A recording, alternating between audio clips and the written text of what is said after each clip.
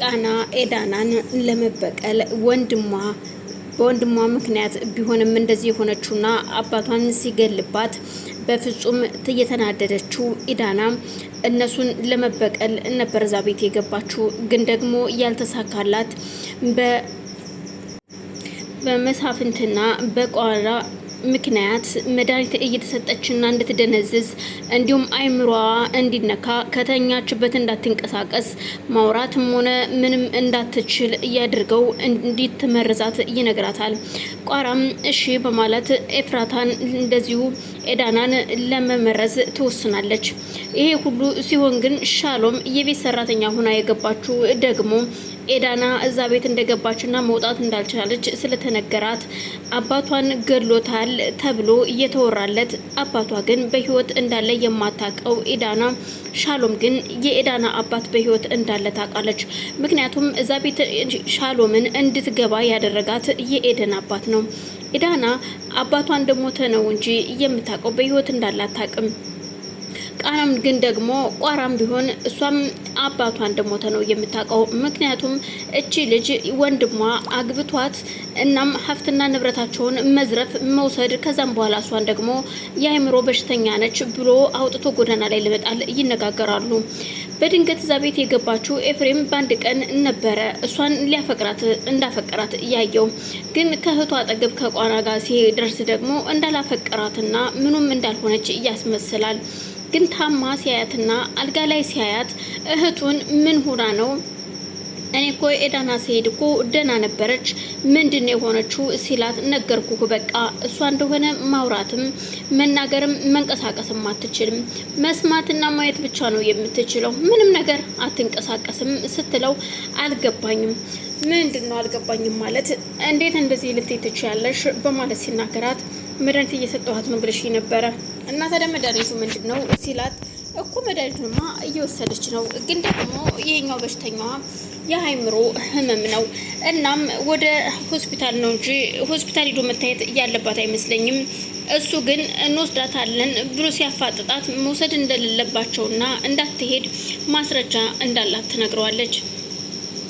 ኤፍሬምን የመታው መሳፍንት ለምን ኤዳና ለምን ይቆምላታል? ለምን ለሷ ጠበቃ ቆመ? በማለት አበባውን ይዞላት ሲመጣ ነበረ። እወድሻለሁ የሚል ብቻ ብዙ ነገሮችን ገዝቶላት ሲመጣ መንገድ ላይ ይደበድበዋል።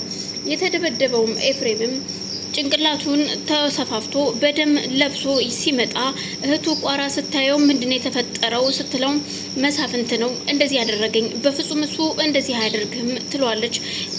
ይልቁንስ ከኤፍሬም ይልቅ መሳፍንትን እጅግ በጣም እንደምትወደው ትነግረዋለች። እናም እሱ እንዳልመታውና ሌላ ሰው እንደጎዳው ስትነግረው በፍጹም እናውን ስለዚህ ወደ ሆስፒታል መሄድ አለብን በማለት ኤፍሬምን ሆስፒታል ወስዳው ህመሙን ታክሞ እንዲሁም ጭንቅላቱን በፋሻ ታስሮ ወደ ቤት ይመለሳል።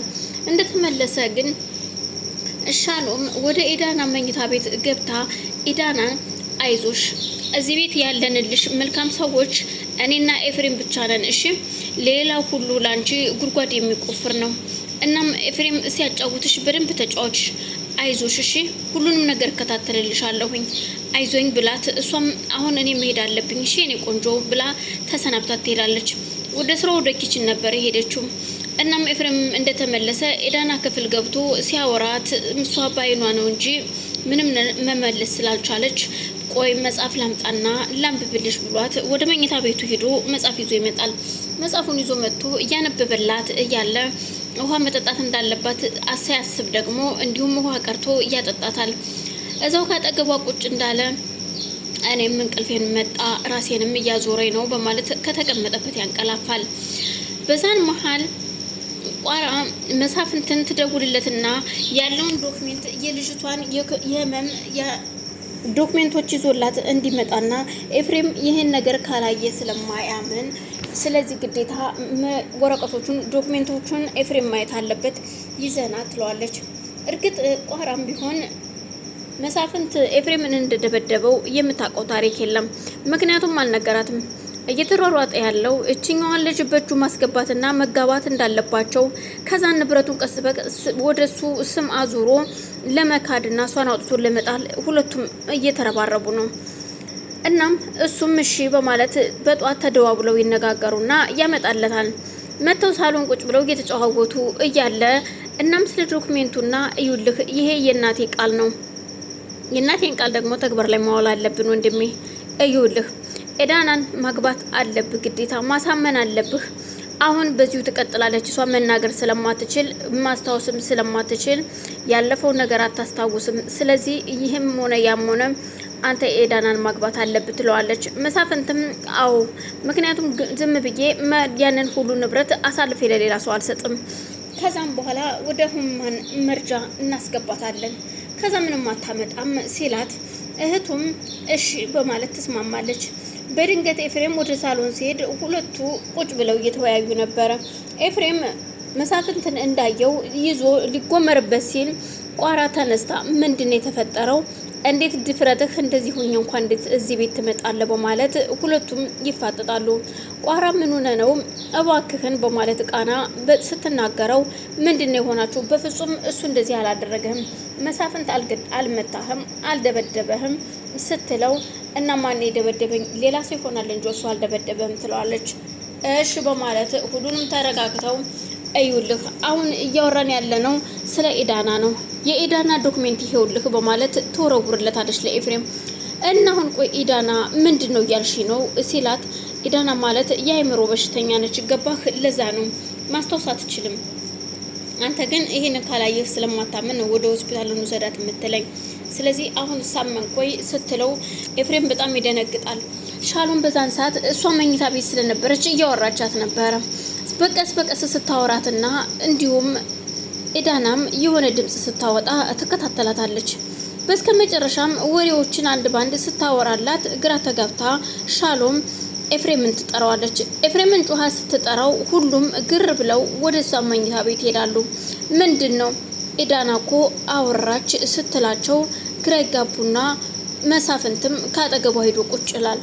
ኤፍሬምም ካጠገቧ በአንድ ጎኗ ሲሄድ ቆይ ምን ሆነ ነው ኤፍሬም ግን መሳፍንት እኮ ነው ፍቅረኛዋ ስትለው አሁን እኛ ስለ ፍቅረኛ ስለምን አላወራንም? እባክሽን ቃና ዝም በይ በማለት ኤፍሬምም እህቱን ይናገራታል።